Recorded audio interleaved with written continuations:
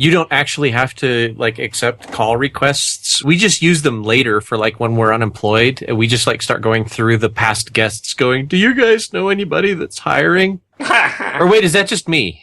Is that how you do it? Because if it's just me, I have some business to take care of before we start. Michelle?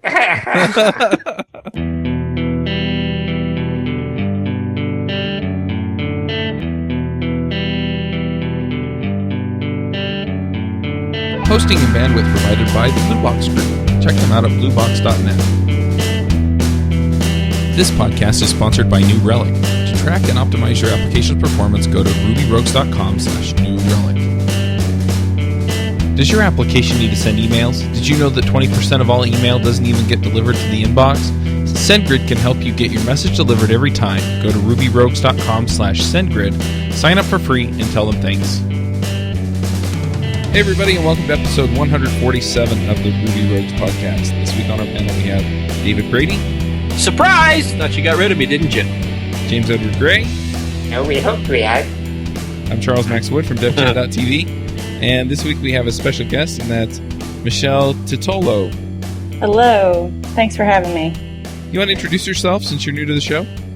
Sure. So, I'm Michele Titolo. I am an iOS developer living out in San Francisco, doing it for a bunch of years now. Shipped a lot of apps. I also do a bunch of other stuff. I contribute to CocoaPods, which is the Objective-C Library Dependency Manager.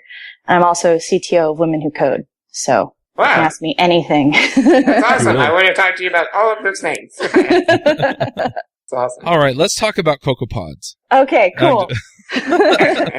No, seriously, that's what usually happens. I'm like, I'll introduce myself, these are the things that I do, and everyone's like, oh, CocoaPods. I'm like, awesome, but there's this other stuff too. Yeah, didn't you do an episode on NS Brief? I did do an episode on NS Brief. That was I think that was also on APIs. Chuck, you sometimes remind me of Arsenio Hall, and I mean that as a compliment.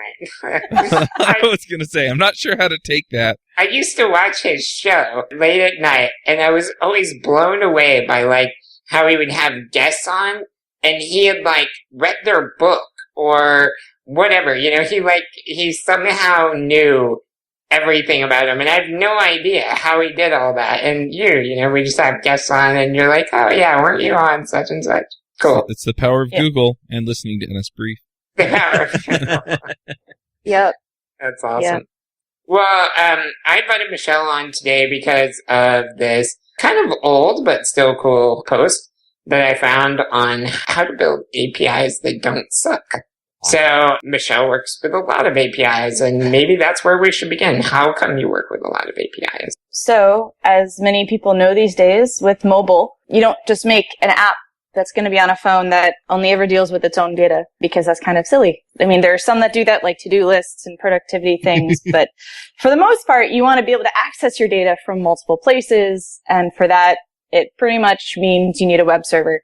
So, as I've released over a dozen apps to the App Store in the course of my career, and every single one of them has used some sort of API. So I've worked with a lot of different APIs, a lot of different settings, big, giant enterprises to really, really small bootstrap startups, because the APIs are kind of like the app's lifeline. You can't really do much unless you have data. It also kind of helps make things multi-platform, right? If you're going to target many platforms, then you can just build the front end for each one and have Exactly. So you're saying that everybody should build an Open Graph API, right? Not necessarily. One of the really interesting things about I've been doing consulting for about 3 years, and one of the most interesting things in terms of APIs that I've seen with that is there's two scenarios when you're working with a new client, and one is they don't have an API. This is the most frequent one, in which case you kind of help them along and building and figuring out what they need. But two is when they have an API that was designed for something else, and I did an app that they had a backbone site that they were using on, I think, tablet at the time. So we were able to use a lot of those endpoints, though they didn't quite all work the best way, but it was still something. So it's very rare to have a company that we have a mobile API ready for you. It's usually, we don't have an API, or we have an API for this other thing. Can you use it? And I think we're getting to the point in technology right now where that conversation is changing. And instead it's, we need to build something new. We need to build an API first. Let's which start I with think the is API. awesome. Yeah. I work for a company that we often work with government agencies and stuff like that. So they tend to be a little behind the curve. And, we'll say, okay, we need to be able to get all your data. And they're like, yeah, just scrape our site. Like, we had something a little more sophisticated in mind, but that could work. Yeah. I've seen places that do that, and you don't quite get the full experience, especially when you're dealing with stuff like authentication and, customizing the app to be around the user. And don't even get me started on like push notifications.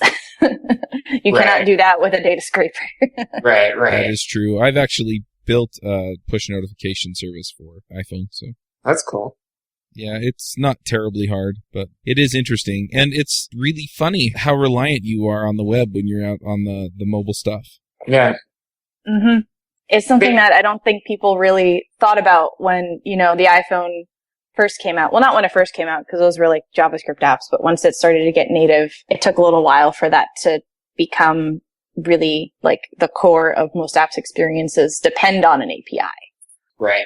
And that's not even, like, we don't talk about mobile a lot on this show because, Ruby, obviously, but, in our area where we spend a lot of time building web applications, even there, the APIs are becoming, supremely more important all the time with the, heavy move to things like SOA architectures and stuff like that. So splitting an app up into a bunch of little pieces and having them communicate with each other, and almost always that communication happens through some form of API, or, I guess you could say message queues too is popular. But at work, we have, probably like 30 Ruby processes talking to each other all the time, and they all communicate using APIs, just sending messages to each other. So it's a big deal, I think, in almost any industry of computers, because, I actually heard someone say it once, and I can't remember who, that there's no such thing as a well-factored large application. Right, that once you go to a certain point, you kind of you need to start breaking it up into pieces, right, to keep it under control. Mm-hmm. So those are all the reasons why APIs are important. So you wrote this post about how to make better APIs, because I assume you've seen some not better APIs.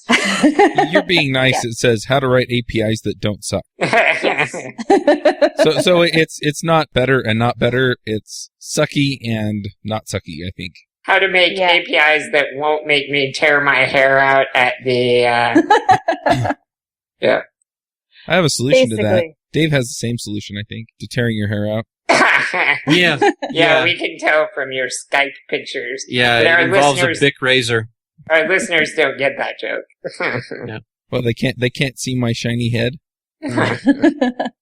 So tell us, you had 4 points, Michelle. Why don't you give us the first one? Okay, so the first point is conventions. So when I wrote this post, last year, it was after I'd done a lightning talk. So I do a lot of speaking. I try and write a blog post after I speak because my slides are pretty much just single words and they're useless. So, it's been really interesting seeing how the conventions have evolved even in just a year. But even stuff like don't roll your own authentication, use like OAuth. Use an HMAC signature, to HTTP verbs when you're using a get, when you're using a put, when you're using a post. Right. Are you using deletes? Even just, using conventions that are already established in the world of APIs. Like if you have .json at the end of a URL, you should probably return JSON, pretty good. But also establishing conventions within your own API, because I've done a lot of work with APIs that were not built as like a group of APIs that we intend to work together to be this cohesive thing. I remember at one point I did a graph of, we were getting the same object back from I think 3 different endpoints, and each endpoint had different keys. The same object? So it'd be, I think it was like a product, and one of them, the product ID, like each product obviously has an ID, and one of them it would just return ID. One of them was like product _ID. And I think one of them was product capital I, capital D. That's awesome. So establish your own conventions and use them everywhere. Because then, I'm not going to be hitting an endpoint from the client side expecting to get, a product underscore ID, and all of a sudden I'm getting an ID, and now my app has this bug where I'm like, why is this not showing up? Why is this nil? When it's really the, payloads are not consistent with each other. So it's conventions that everyone uses in the entire world of development. You can pick and choose those, and also conventions within your own system to make sure that it makes sense. Well, so I think some of the conventions are pretty well understood, like, using REST or SOAP or, some of those. Not soap. Please don't use soap. I want to challenge the beginning of that statement that these are well understood, because I've never seen them implemented well. Right. Oh my gosh, we just did a SOAP API at work last week, and it was like stepping right back into the 1980s or something. It's awesome. Don't do it. What I'm saying is that they define certain specifications and conventions to follow. The thing that I run into most frequently is, like you're talking about with the data structure. And there are a lot of different ways of doing things, and I don't really see like conventions around JSON or XML, God help us, or whatever other, format that you're getting stuff back in. And so it's not just the naming of the keys. I think that's a pretty obvious one. If it's the same thing, it should be named the same thing. But, things where it's like, do I nest? Do I not nest? In JSON, do I have a key at the beginning that defines a specific type? Things like that. And besides being consistent, are there certain approaches to that make more sense than others to you, or? Yes and no. It's one of those things that there are some standards for certain things, like there's a header called I think it's like link header, or I forget the name of it, but there's a header that you can send that passes URLs for like pagination kinds of things. So there are some standards out there for common things, pagination being probably the most obvious one because everyone does it differently. But so you're telling me there are HTTP headers to pass that are standard for pagination? They're not standard, but they are part of the specification for HTTP. Yeah. Okay. People don't realize this, and it's not something that I remember having this debate a couple of weeks ago with some coworkers, and we couldn't figure out if we wanted to use the header or if we wanted to have the information within the response. And this is something that I've seen happen time and time again because of the way that mobile clients process the data, which is slightly different than web clients. We don't always get the full headers back by the time we're actually using the data. Right. So, if you're doing infinite scrolling is the most obvious example. Like, the user scrolls, and it's a user action that eventually will trigger the request for more data. And how do you handle that? Because something needs to be keeping track of, am I on page 4? Am I on page 5? Mm-hmm. Or if you're doing something like you request with like an offset, someone needs to be keeping track of that. So being able to, get that information, obviously the API needs to tell you where you are. Mm-hmm. But then how to communicate that information from the response that you get to the actual view controller in iOS, which is the thing that most often displays our screens. It's kind of a weird mix in MVC. Does that the one that's keeping track of what page you're on? Is there a separate object? Does do you have some special data model thing that takes care of pagination? Like there's all these architectural concerns with something as simple as infinite scrolling sometimes. Because, and we have this joke in iOS that we frequently get one view controller to rule them all. Mm-hmm. Right. Well, you'll have this one view controller that has 1,000, 3,000. I have one friend who said she once saw a 30,000 line view controller. And awesome. we don't like those. Oh, no, that's fine. You're fine. We can be impressed by them, though, right? I mean, it's you see something like that, and you're like, "What's the quote from Anchorman?" I'm not even angry. Seriously, that's amazing. It has to go, but that's amazing. Yeah. So a lot of these structures that the server is sending to our clients, will actually have an effect on how we architect. Which is why things like conventions are so important, because if one endpoint is sending us a link header and one endpoint is sending us a block in the JSON that has all the metadata. We have to handle that differently. And now we have basically parallel implementations or one object that has to handle both things, which is never fun to be able to handle pagination. So it's been really interesting to see how decisions on something like an API and on the server side can really affect a mobile client. Yeah. Because we're so tightly coupled in some ways. Yeah. Can I point out another pet peeve on this? Go for it. HTTP has these really nice things called status codes. No, everything it's 200. That's right. Everything gets 200, and then you send back a JSON object or explaining the error, right? Right. So you have success, true, false, and then error, bloody, bloody, blah. Yeah. Because you don't have access to the logs for your app, so you'll never know what actually happened. Well, that's not true. There are ways to do that these days, thankfully. Finally. Well, you can send a body back with most. I said send a body back, and my brain brought up an image of a body bag. Anyway, but you can send information back besides just the status code, and that's usually enough information for your client if your client doesn't have access to the back end to tell you what's wrong. So. It can also be really helpful if you're doing something like Ajax, for example. And so you pull it back. If everything's 200, then you have to have some special code inside of the success callback to figure out, was this actually a success, or something like that. Whereas if you just, use a proper code like maybe 403 forbidden or something, then, that will go to the error callback and you can handle it there, Yep. And we do kind of the same thing in iOS. Like there's a bunch of frameworks for making web requests because the stuff that Apple gives you is really, really raw and low level. And it works if you're doing something really simple. But as soon as you want to get to, parameters and then you want to encode it to JSON, and sometimes you have some requests where like, oh, well, you need to send URL encoding for this one request. And that's just a mess. So we have some open source things. One's called AF networking that will automatically hit success and failure blocks depending on the status code. So I've definitely written some code where there'd be an endpoint, comes back, it has a 200, and you're like, hold on a second, we need to check for the error key. Right. It's probably okay, but who knows? Yeah. So it's like basically rerouting all of your API calls through like a certain funnel to make sure that, this, one API call can return just an error key. This other one will have something that's called errors. Right. So even I've seen error messaging not be consistent, but it is really good to have error messages, because on clients, we usually display the error messages to the user, because we don't know what went wrong. Right.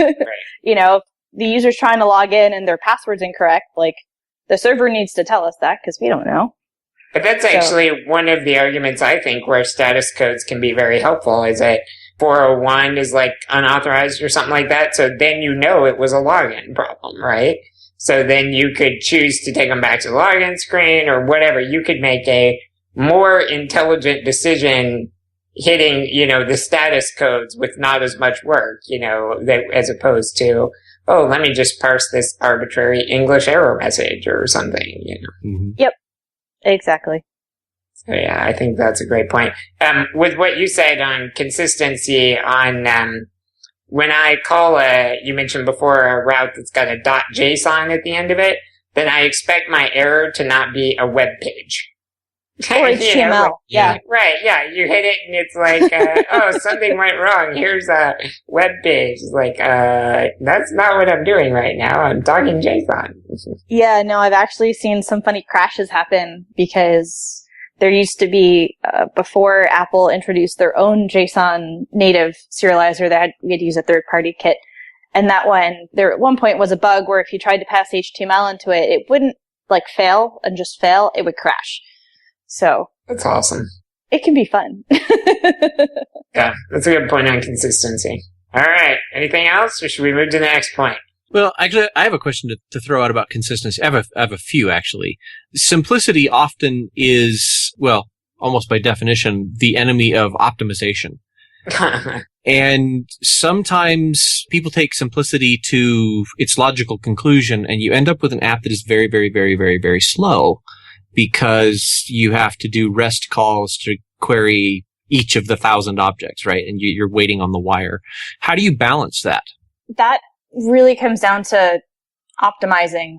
I've been a big proponent, both at companies I work with and also in some of the talks I've given, about making sure that your API provides the correct data. My philosophy is to load a screen on an app, I should have to make at most one API call. That's what I want. So, yes. At most. If I don't have to use anything and it's just like, oh, I have this piece of data and I have that piece of data and I put the data together, that would be great. But usually at most, I want one API call. And that does usually require some special customization. So it's a balance. It's, do we want to make this API super, super, super customized? A really good example of one that is that customized is the Instagram API. I've played around with it a little bit. And if you're doing like a search on Instagram with the API for like a tag, it will return you the data you need to essentially recreate the Instagram feed view. And that's it. That is all the data you get. And it is highly customized, but it's also highly performant. Right. I was going to say, to that question, I kind of had a point I wanted to add of, there's a lot of ways to like stand up an API now that are really easy, right? Use this, Rails has kind of a structure for it, for here's how we do it. We declare resources and you get these 7 routes and all that. But the problem with those is, in my opinion, is those are often a way to stand up an API that's basically a shell over your SQL database. Yeah. So it reflects like how the data is stored. So like hit this action if you want to get a list of items, hit this action if you want to get all the details on a specific item. And I would argue that's often a terrible way to make an API. Yes. That like the API should reflect how something is used, not how something is stored, right? And that's what Michele was just talking about there. The Instagram API, you hit the feed stuff and you get the bits you need to know to make the feed, right? Because that's how it's used. And who cares what the backend looks like and how that happens? It's how that data is conveniently built. And I've run into more trouble. You run into like the N+1 query API problems because it's the way it's stored in the database and I have to get the list and then I have to go through and the list doesn't include the description. So I have to go through to each entry and get the description of each of those items. And thus, what should have been one API call turns into 11, A common thing that I see done with this is you've got an app that's looking at like a dashboard and it's, it's showing you all of the other users and it's showing you your recent feed items and it's showing you, the Instagram stuff from your friends and all this stuff. And the middleware or backend developer will not provide a resource for the dashboard. They'll just say, well, just query the user's controller and the Instagram, just hit those 7 things. And then the customer comes back and complains that the dashboard takes 3 minutes to load. And you know what? We need a dashboard API that will give you all of that crap, right? Yeah. Right. Then we give you the top level overview, right? And there's some really cool stuff you can do these days with, I saw a talk or a blog post a couple months ago on using something like Mongo as essentially a caching layer. So there's all these really cool caching things you can do to make something like that dashboard API actually be really performant. Yeah. So there's definitely ways to optimize it without having to just be like, okay, let me query Instagram, let me query my user's feed, let me query my user's friend's feed, blah, blah, blah, blah, blah. Right. That's a good point that you could introduce, even if you're going to go with one of those low-level stand an API up over the database, you could then put a layer on top of that somehow intelligently organizes that, right? So the other thing you mentioned in following conventions, you talked about, if you have a URL that ends in .json, it should return a JSON data and that stuff. Do you also get into, like, if you're going to have a search API call, your query should be the Q key, Q equals something. Do you push that hard on convention following? Yes and no. It's one of those things that I've done a lot of search stuff because of e-commerce. Sure. And it seems that every company I've done search with has a different implementation of it. Yep. Simply because they have not only searching, but like they combine it with filtering. So you're not only searching for, a blue car, but you're searching for a blue car that is a 2006 to 2009 and is either a Toyota, a Honda, or a Ford. So I've done a lot more work with things like search that's actually a post rather than a get. Yeah. Because the amount of information that was needed was just not, sufficient to have in the little Q equals. Yeah. And it's also much more descriptive. Yeah. I think. I mean, the Q equals, if you're just doing a plain text search of like a single term, maybe with like a offset or a page size or something. But as soon as you're getting into the kind of advanced search, which is what most mobile does anyway, it reaches its limitations because, I mean, when I'm developing and I'm printing out the log or I'm opening something like Charles to inspect my web traffic, I would much rather not have a URL that's 3 lines long. I'd rather be able to see I'm hitting the /search with a post, and these are my JSON parameters. And here's my payload, yeah. Because that's just easier for me to parse as a person. Okay. I think you had a really good point there, though. You mentioned that, Q, we get that now. That's like, it's a standard thing. Like, probably even my parents see it pretty regularly because they Google, and it's there. And we know that Q means what you searched for, your query, and that's just a standard. Just like when we write a for loop, we typically call that variable that iterates over indexes I, instead of index or whatever. It's just, we know what that means. But, if you're doing anything more complicated than that, like you said, if you have these other fields, then spell it out. If it's not painfully obvious, then spell it out. Yeah. I'm coming around to Q. I hate the Q parameter on principle, on experience, and probably on personality. And I'm coming around to it because everybody's using it, right? But he drives a nice car. So. Yeah, exactly. Yeah. Do you ever see conventions where, how to phrase this? If you have a find method or a search method, and you have, or like a get, a method to get an instance of an object, and yet an instance to put one, and an instance to destroy one. That's most of a REST API at this point. You really need the update method. Do you ever see convention issues where, you've implemented 2/3 of a standard collection of methods, and you need to finish that collection, or you need to not implement it that way? Do you ever see that? All the time. Okay. Could you give a better example than my poorly worded version? Well, one of the things about kind of using APIs that weren't designed for what I'm using them for is the fact that they're often incomplete. And there will be ways to, as you say, I'm going to get a list of objects. Great. I can post to create a new object, but say I want to update a piece of information on one object. My biggest pet peeve whenever I'm updating an object, I hate sending the entire object. Like that's my biggest pet peeve because it's wasteful. If I need to update one key, I want to send one key. So you're a fan of the patch verb. I love my patches. Yes, I do. I think you should send the whole collection when you want to patch one. The whole collection. I changed entry number 7. I know. I've seen that before, where the only update you have is mass update. Replace the massive collection. Yeah. Here's a new SQL dump of the database. Please upload it. Right. Yeah. So I've seen places that, don't have that update functionality simply because it wasn't there. Like there was no need for it yet. As APIs get built out in a very organic manner where it's, oh, we need this thing. Oh, we need this other thing. Oh, we need that other thing. Usually there's not someone, looking down and saying, oh, hey, we have 3/4 of a REST call for this. Let's finish that out. It's usually, okay, we have these 3 things. We're done. Let's move on to something else. Yeah.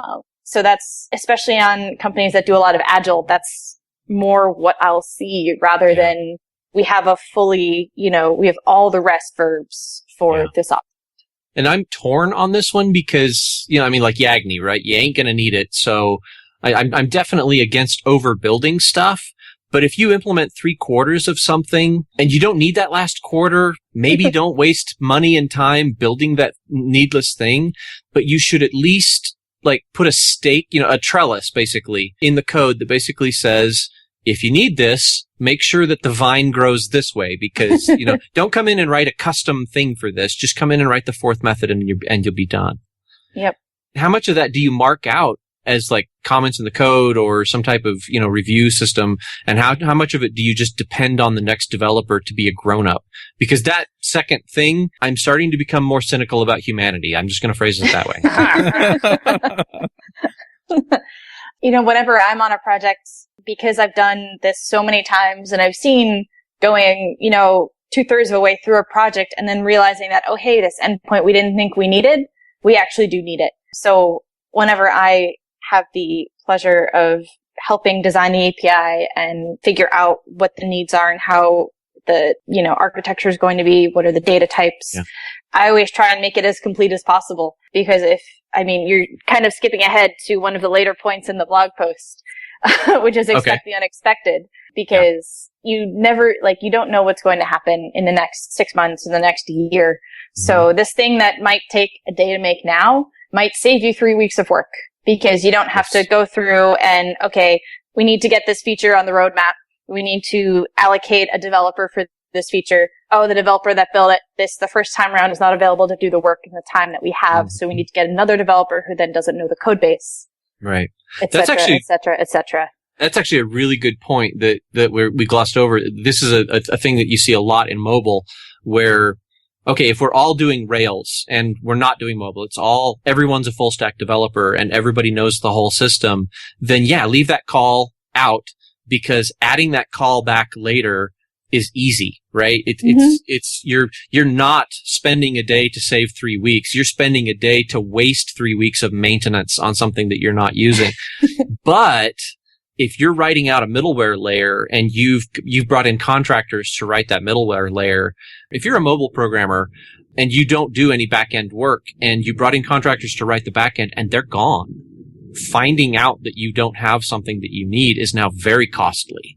Yep. And so that's something you should consider as like a project risk, right? And so if that was the case, I would absolutely say, I want a robust API here because I'm going to use it in a way that you don't expect. I also want to point out, and this is just one of my pet peeves, and I run into it all the time, YAGNI stands for you ain't gonna need it. And what it means is if you pick a feature, you're like, oh, I should add delete because, I've done these 6 normal actions, but they didn't ask for delete or whatever, so I should add delete. If you're doing it just to fill that out or whatever, then that is a violation of YAGNI. That means that, you had no reason to suspect there was a delete needed, whatever. You filled it out just to check some checkbox or whatever. That's a YAGNI problem. This is what's not a YAGNI problem that I see people throw YAGNI on all the time. And that's if your boss has been telling you from day one, at some point we're going to have to support XYZ, blah, blah, blah. Mm-hmm. We're not doing that now, but, at some point. And you start architecting the code to make it easier to support XYZ, that is not YAGNI. Yeah. That's, you are going to need it at some point, or all signs point to you are going to need it, right? And so planning for it as opposed to getting to the part where you finally need XYZ and you have to rewrite the entire thing because you didn't plan on that, that's terrible in my opinion. Yeah. Architecting like an interface or what Michael Feathers calls a seam in the code where you can tease the code apart at that seam and replace it with something. That's, if you know something's coming, definitely don't weld those 2 pieces together. Put a seam in between them so that you can replace them. Yeah, I totally agree. And it's exacerbated with mobile. Yeah. Right, and I'm not saying go, architecture astronaut and try to plan out the whole thing. I'm just saying, you know what? When that feature comes, it's probably going to be here. Let's go ahead and leave a hook or something, I think that's a good point. Yeah. Let's go on to the second point. I was about to say that. We've spent most of our time talking about one. Well, the convention one is the one that I have the most ammunition on. In fact, I actually have one more question. I'll throw it out, and then if you guys don't like it, we can just delete it from the call. Or you can just mock me and leave it in the call. Because that might be always funny. My favorite. Chuck will laugh about this because he's seen this happen because we were on the same team when we did it. This is a little bit of a confessional. We had an app that had to have a lot of data that did not change very often, right? So like in your e-commerce site, right? We've got to send you all of the car manufacturers, right? Ford, Chevy, you know, et cetera. This doesn't change very often, but it does change. And we'd like to not rebuild and recompile the entire app every time we do this. But if I force the end user to request the list of auto manufacturers at startup time, you run into this problem where the first time they access your homepage, they're waiting for all of like kind of the global data for the app to load. Have you seen that problem a lot, and have you seen a good fix for it? I have seen that problem a lot. Okay. Because the last thing that, when someone downloads an app for the first time and launches it for the first time, the last thing you want is a blank screen or a spinner that's just going. Yeah. Because user will close the app and never come back. This app will complete in 45 minutes. Well, and Apple won't approve it if it does that. You'd be surprised what gets through. They're not supposed to approve it if it does. They approved the Crime Reports app. I'll just say that much. Yeah.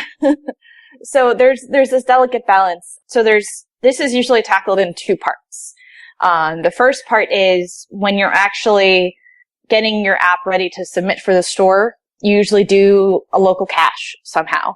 So we usually have some sort of build scheme action that will, hit the API, download a bunch of the data, download a bunch of the image, and then put it into the app. So when the user installs it, there's something there so that they can immediately have something that may be a week old, 2 weeks old, but it's something.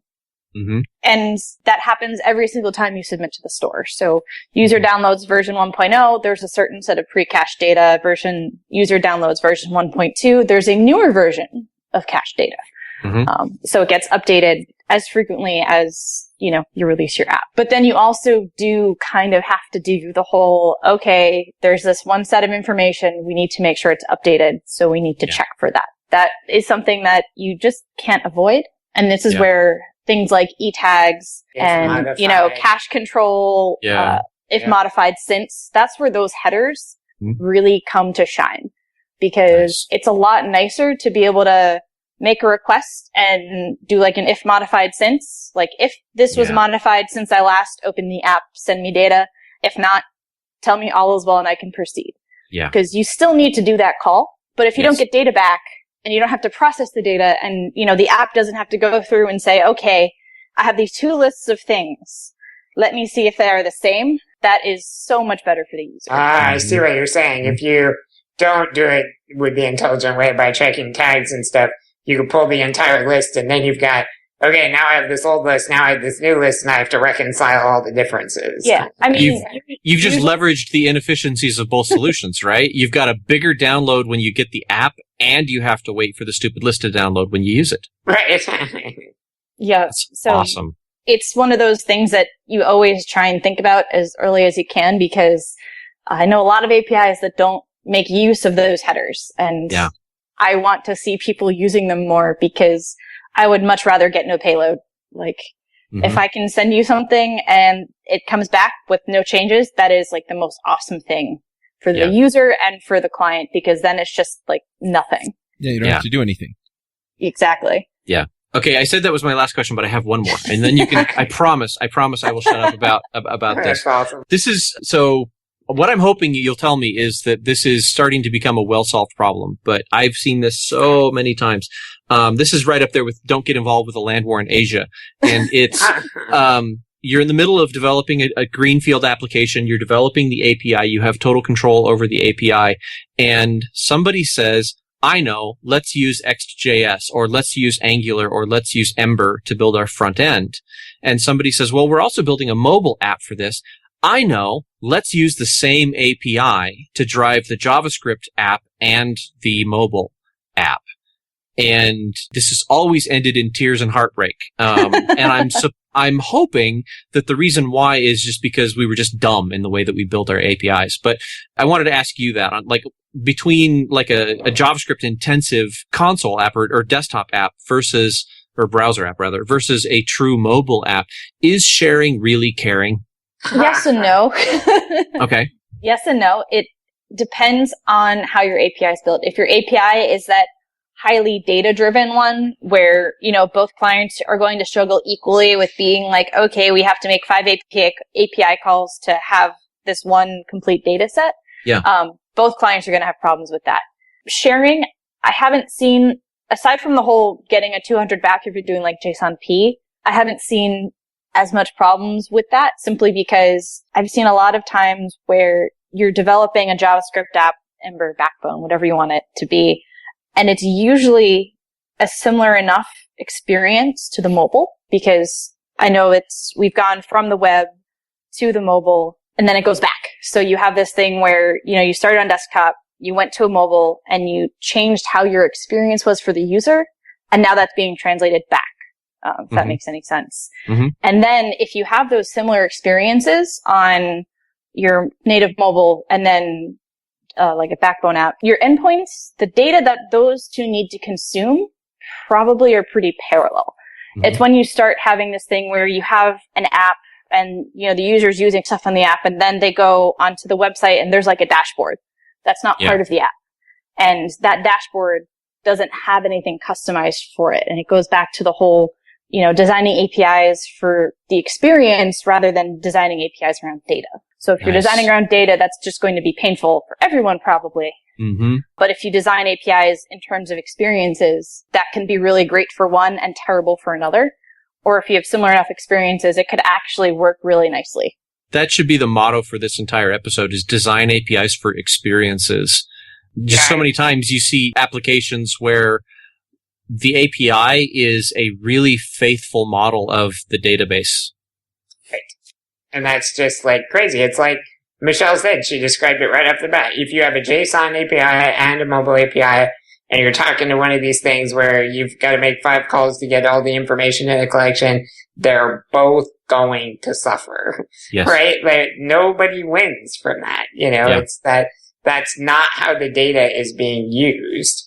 And it's the API endpoints reflect usage or experience, not storage. Right? Mm-hmm. Yeah. So the question that I have then is, we did talk about a dashboard and, so do you make an API call for dashboard and have it give you back all of the objects or, records that it needs to? Or do you actually, do that per widget? Because then, you're typically then, you're going around the typical convention of saying, get me all the users or something like that, where that's, pretty well defined by REST or whatever.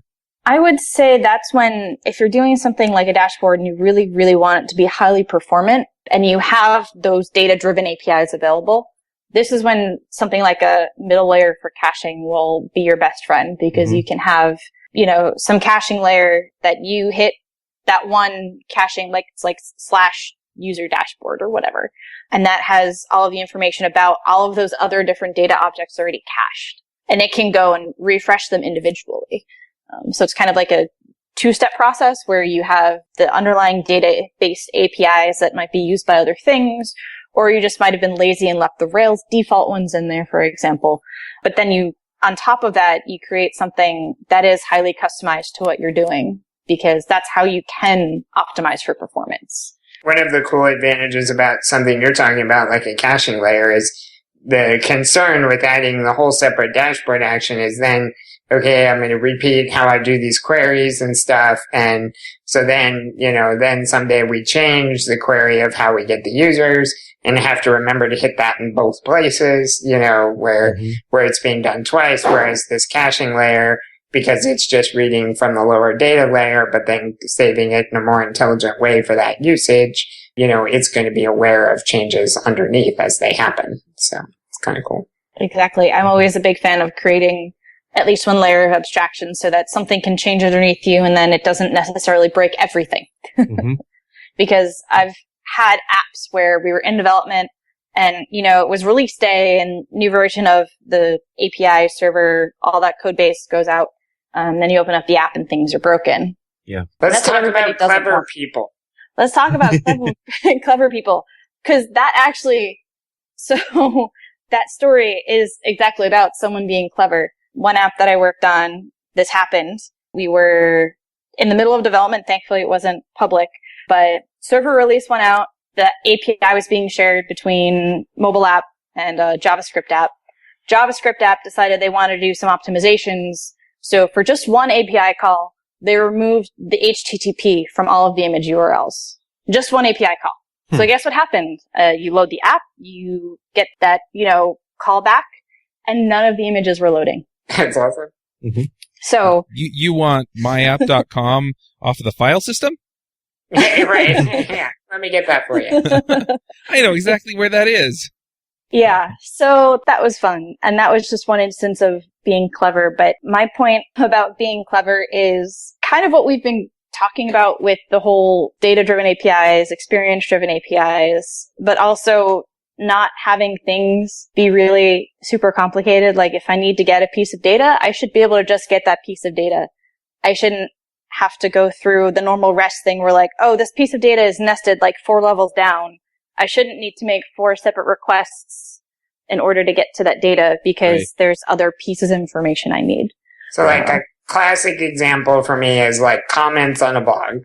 Let's say I'm going to pull a list of comments and I'm going to display them, under the article. It may be more correct, quote unquote, to have the users in a separate place, except I actually need that information to display the comment. Right? I need to know who it was from. I need to know their email address so I can grab their gravatar or whatever. I need that data. So just put it there. It's about experience again, right? Like Michele says, I have to have that data to make sense of this data, so just give it to me. Right? Yep. And this is one of the things that I've seen work differently between different platforms. So my last job, I made a little Rails app for a little internal app that we were using and built the iOS version. Android engineer built the Android version, and we were doing caching differently. So there were some endpoints where the iOS app had that user information already because, we were loading the user. We were basically preloading users because of some other things we were doing, but the Android app wasn't. So I had to go back and modify the payloads so that Android could do that. Mm-hmm. So there's definitely different ways to be clever. And probably the coolest thing I've seen is one of the other CocoaPods team members, Florian Hanke. He has this thing called Picky, which is for searching. And he redid our whole CocoaPod search API around this, where you can actually pass in how deep of data that you want to get. So you can get back a flat array list of IDs. Nice. You can get back, an array list of like pod, like name, GitHub URL, author email, author name. So it can be highly customized, and That's cool. And he was able to do it in a pretty performant manner. I haven't seen that done in any APIs that I've used because obviously performance things, but I definitely think that stuff is really cool. And I personally would like to see that used more because, I would love to be able to say, hey, the iOS client already has the user information, so I just need an ID. And then the Android app can be like, oh, hey, we don't have this user information yet when we get to the screen for whatever reason, so I need the full user object. Yeah. I worked on a system last year that it flies against the don't be clever rule, but I would say the exception to don't be clever is you can be clever as long as you are solving the problem that's actually in front of you. And we did a layered API where you would basically say, get me the post and all of the comments from the users. And it would get back all of the text and like the user name, and it would display out, and it would leave a space for their avatar images. And the reason we did that, we didn't include avatars or any of the really heavyweight data, was because it turns out that the users of this system were all on 3G networks. They were out in the middle of nowhere, like doing natural resource research. So I mean, they're on like radio towers. They're lucky to get 256K downloads. And so the first hit, we would give them all of the data. And they could be scrolling through things while avatars slowly came down, and they could go to a different page and just abandon the avatar download thing. If they wanted to wait for the avatars, they could. But so we did it in a layered approach where, you could basically say, give me all these things, but don't give me the really big data that's just there to make it pretty. Give me the essential data and then go back and make it pretty. And it was actually, it was a multiple request thing, but we did that deliberately so that we could, rely on the local cache and, basically get off of the wire as much as possible. Yep. Yeah, cool. And that makes sense. Like if you have reasons to do those things. Sorry, I'm really bad at having points today, aren't I? My point was you can be clever, but solve the problem in front of you. Don't solve problems that aren't in front of you.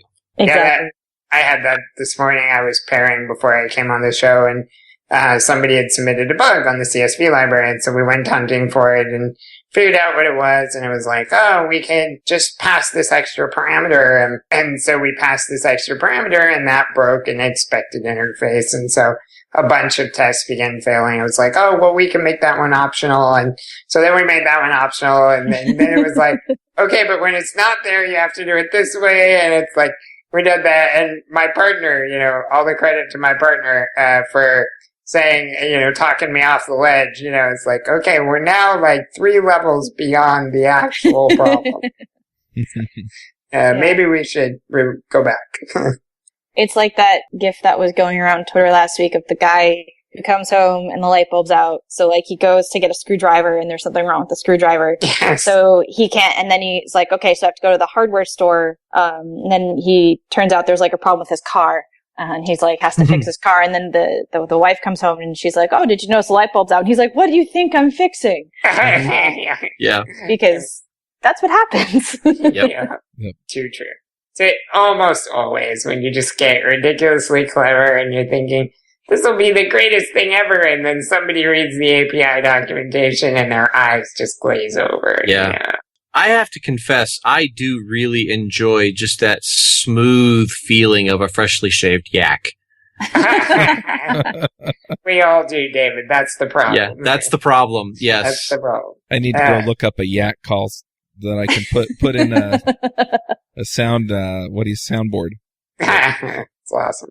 Okay, so documentation, which we were actually just kind of talking about in one way. What do you have to say about documentation? Please have some. Yeah, my documentation is, this is a RESTful interface. Yeah, no, that's not useful. Yeah, not helpful. Not helpful at all. Especially since nobody knows what that even means. So exactly. Yeah, don't start there. Especially once you get into the different flavors of REST, which there are many of, as I've seen. So my favorite type of documentation to receive is one that has an explanation of all the endpoints, explanation of all the parameters, including what type of stuff should I be sending? Should I be sending a string, date formats? Are you doing true, false, or 0, 1 is also a big one, because JSON parsers in Objective-C will automatically go to 0, 1 most of the time. Fun story.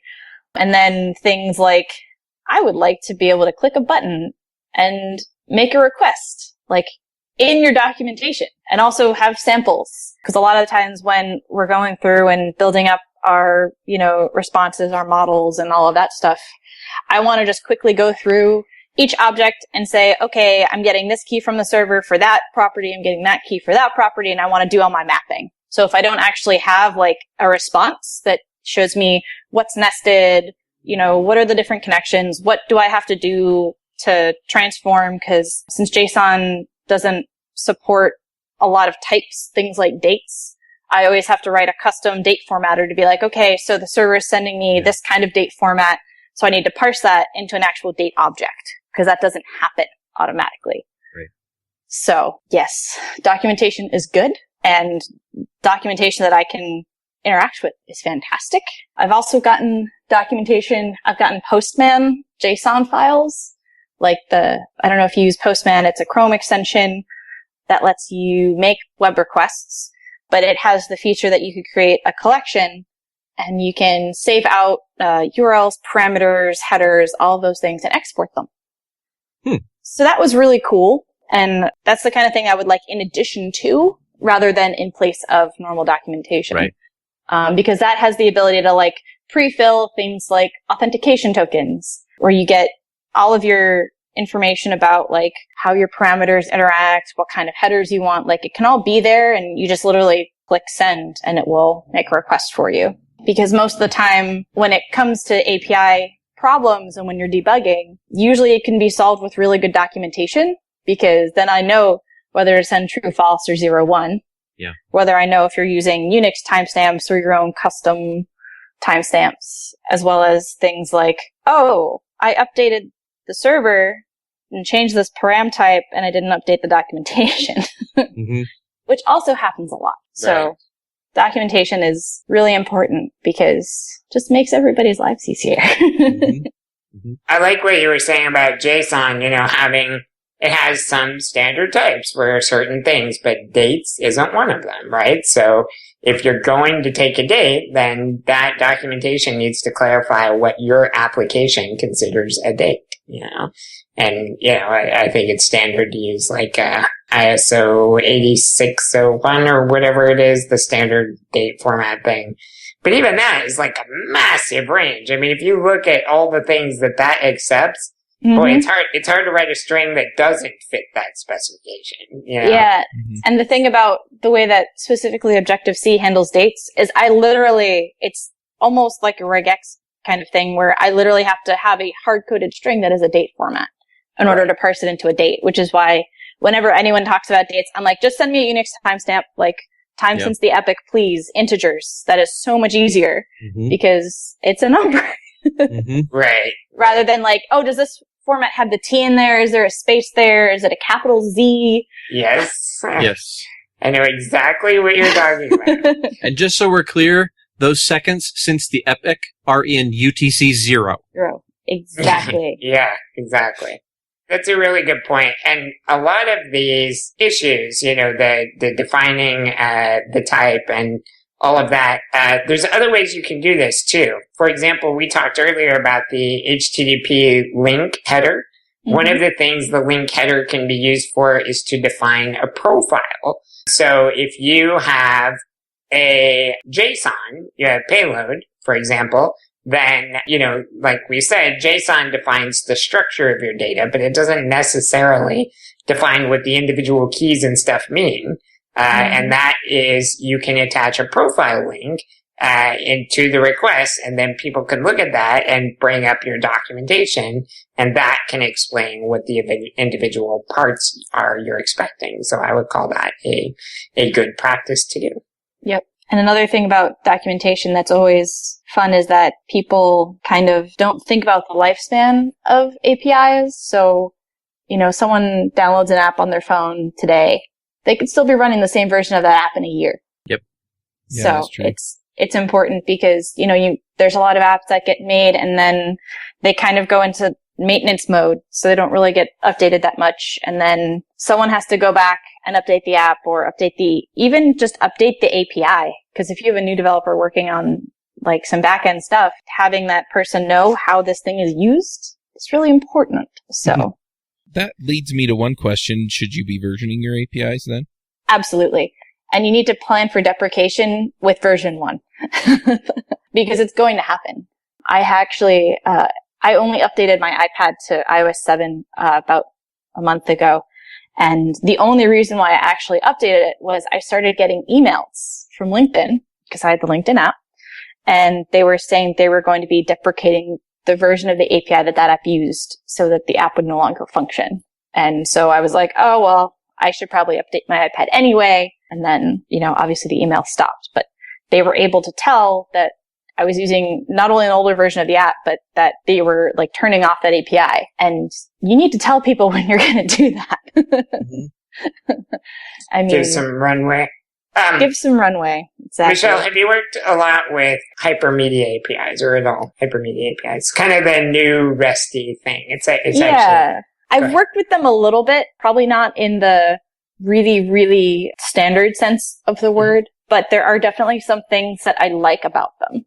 Yeah, so I don't want to go too far down this rabbit hole because it's easily an episode by itself, and we should do that at one point. But I will just say a couple of quick things because it kind of plays into the stuff we've just been talking about. So to give probably the worst definition ever, a Hypermedia API is basically an API that treats APIs like web pages. So in a web page, you load up a web page and that page has some links on it or some forms or both.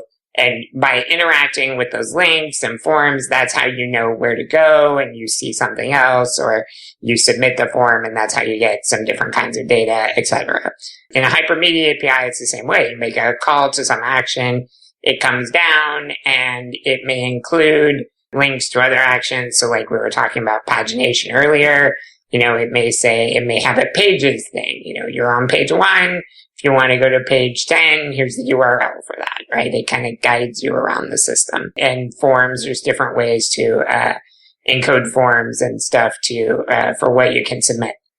So one of the reasons I say this is it kind of falls into the documentation category, right? It's that you pull that first request and it shows you what requests you can make, right? And it kind of helps guide you around the API. And this is kind of a powerful form of documentation in that, 1, it helps you explore, but also 2, it can actually be a kind of documentation for the actual app, the client on the mobile, in Michele's case, in that, for example, say my server is overloaded right now. I'm running Twitter or something, and I'm overloaded right now, so I can't let you tweet because I'm trying to get that under control, or we have a, denial of service attack going on or whatever, trying to get that under control. So if I send down the request and I just don't give you that tweet form, your application could intelligently respond to that. Like it could show you your tweets or stuff. Maybe we still are doing okay on reading, just not on writing.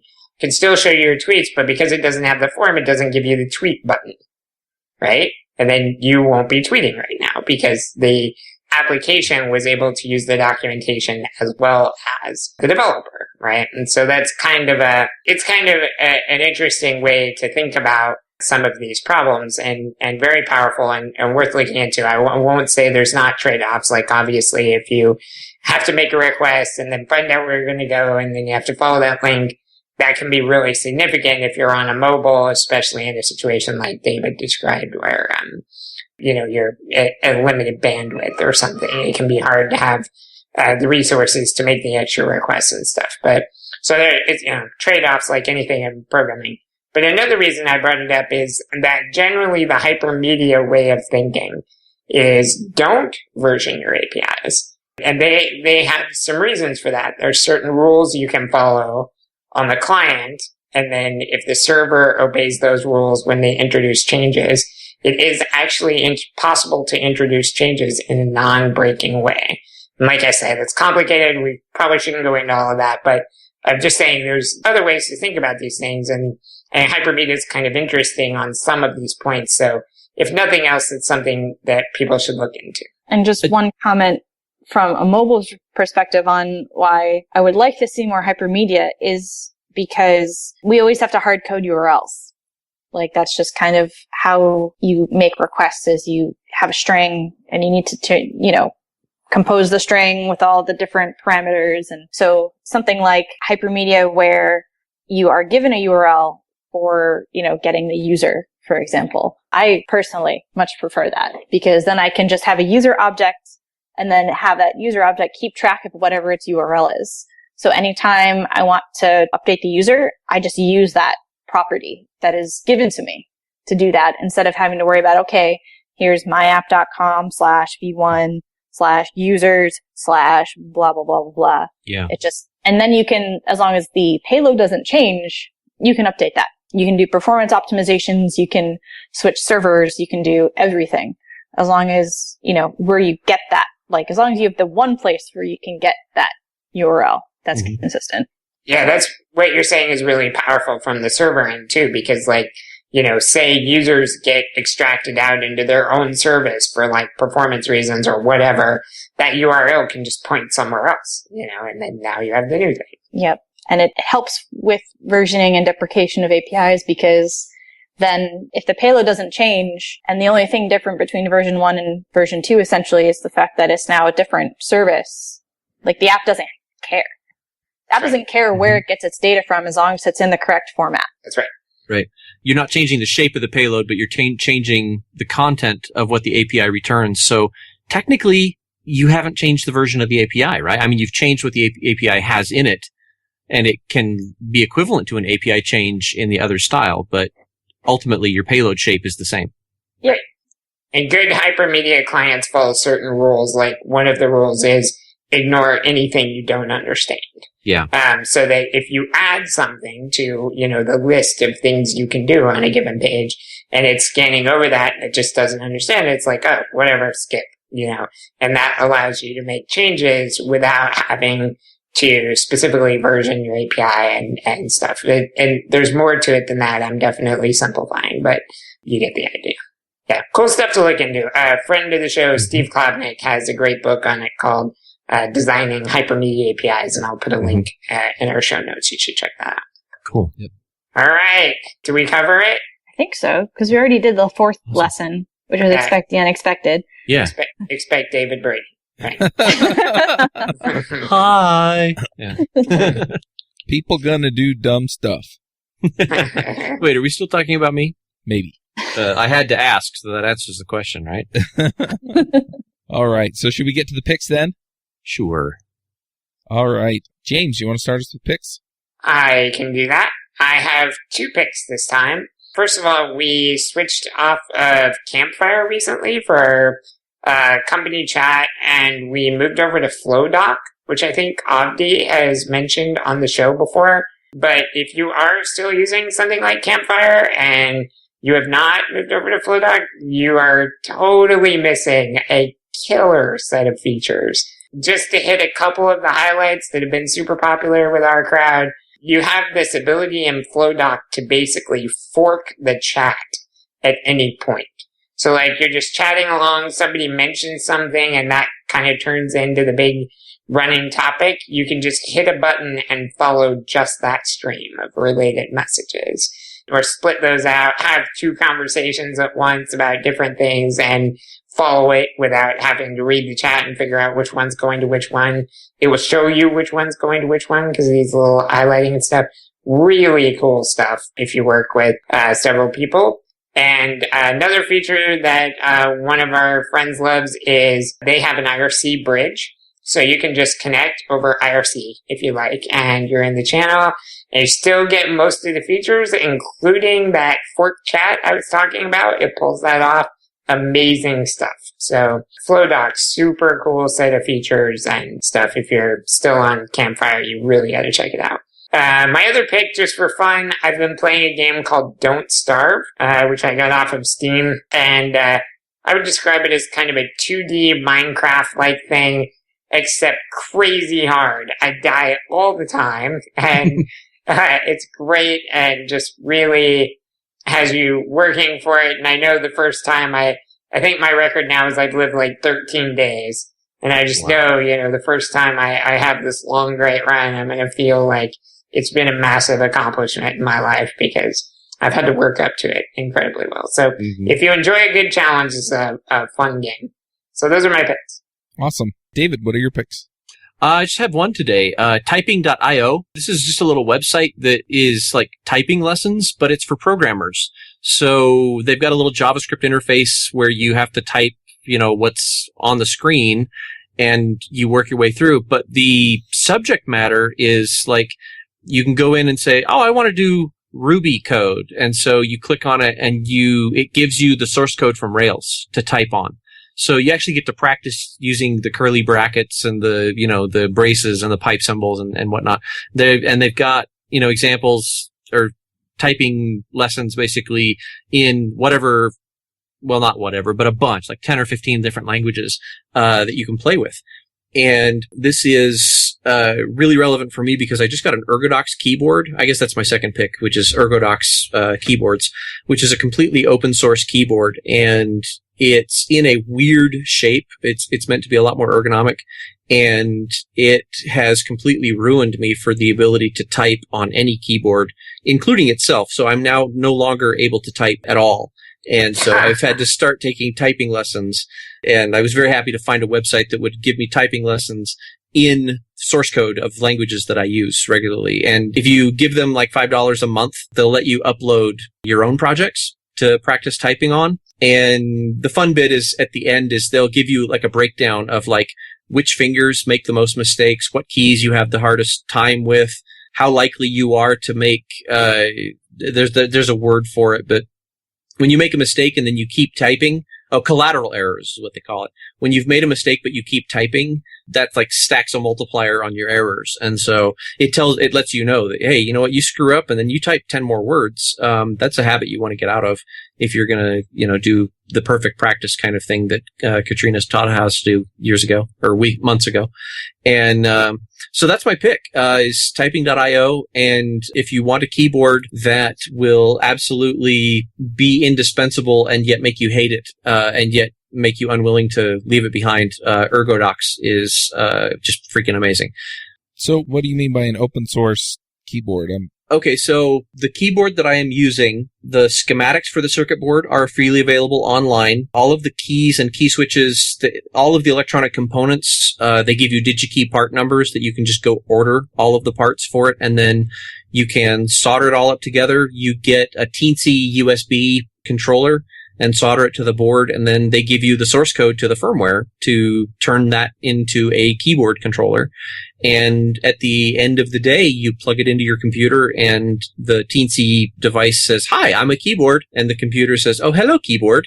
And you can now type. And it's a keyboard that comes in 2 pieces. There's no space bar. It's like you've got a thumb cluster under each thumb and keys under each finger. And by open source, what I mean is the entire thing is reprogrammable and all of the hardware is freely available and readily available. There's nothing custom on it. So I have reprogrammed the firmware on it to change the key layout for myself. I broke it, or actually it came to me missing a diode.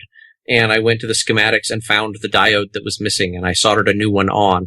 So, like 99% of the people listening to this are just horrified by this. But that 1% of you are going, "That sounds so freaking cool." You need an Ergodox keyboard. Massdrop.com. If nobody's picked that, that's my surprise third pick. Massdrop.com. They will, every 3 months or so, they will build and assemble these keyboards and send them out to people. And they will do it for a lot cheaper than you can buy all the parts yourself for, because they wait until they've got like 100 people ready to buy the keyboard, and then they go to DigiKey and they say, "Hey, give us bulk discount pricing on this." And so I didn't have to etch my own circuit boards or anything like that. They had circuit boards professionally printed, and so it looks Wham. Oh yeah, I was going to say, do you have to like 3D print your own case and stuff? Or? Close. They give you image files that you can take to like a shop that does plastic cutting, and you basically say, "Give me, just regular thin acrylic. Give me 5 layers of it so that it stacks up to be like half an inch thick." And in each layer, there's a different image of, cross section of the keyboard for, what goes on and what it holds together with. This pick has been a disturbing trip into David Brady's mind. Yes. Yes. What's sad is I kind of want one. I know, right? He showed it to me. I'm not this type of person, but he showed it to me over Skype one day, and I'm like, all right, that's kind of cool. Yeah. Yeah. All right. Well, I've got a couple of picks if I can remember what they are after that. The first one I've been listening to. Everybody knows I love audiobooks at this point. The last book that I read was Stand and Deliver, which is actually a Dale Carnegie training for speaking, and it was excellent. I really, really enjoyed it. So I'll put a link to that in the show notes. My wife recommended a book to me as well. It's called Divergent. They're making a movie out of it here within the next week or so. It comes out, I think. And it was an all right book. It wasn't the best book. It's kind of a dystopian future book anyway, but it was all right. And then I kind of enjoyed it. So I'll go ahead and pick that one as well. And then I've kind of taken to start cooking dinner for my family. And typically what it means is I dump a bunch of crap into a crock pot and then, serve it up at the end of the day. And allrecipes.com has been a terrific resource for that. So I'm going to pick that as well. And I was going to pick designing hypermedia APIs, but I think James kind of beat me to that. So I'll skip that. And Michelle, what are your picks? So my picks are much more development focused. So I already mentioned Postman. So that was going to be one of my picks, but we already talked about it. And then my other main pick is this thing called Ramo. It's a RESTful API modeling language. So it basically lets you go through and have a YAML file that has the definitions of your API that also uses JSON schema to actually, basically match your payloads. And it's something that has been around for a couple months now, and there's like good tooling that's starting to be built on top of it. So like you could have a continuous integration server that when someone pushes to the release branch, will run a suite of tests to, make sure your API doesn't change, which is really useful because it will change.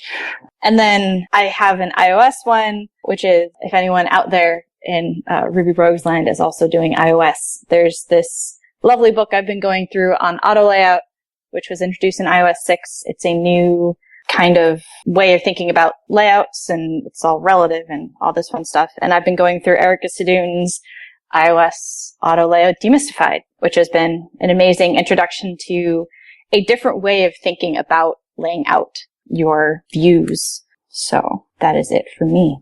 Awesome. Yeah, that's awesome. We talked to Jonas Butelman about the Masonry Pod, which provides a DSL over the top of auto layout. So if you're interested in that, you can go listen to that on the iFreak show. And so our next book club book is Object Design, Roles, Responsibilities, and Collaborations, Rebecca Werfs-Brock and Alan McKean. So if you haven't picked that up yet, go grab it and start reading it, and we'll be talking about it here in a few months. All right. Well, thanks for coming, Michele. Yeah. Thanks for having me. This was really fun. It was a great discussion, Thank you. Really appreciate your expertise and taking the time. A special thanks to honeybadger.io for sponsoring Ruby Rogues. They do exception monitoring, uptime, and performance metrics and are an active part of the Ruby community.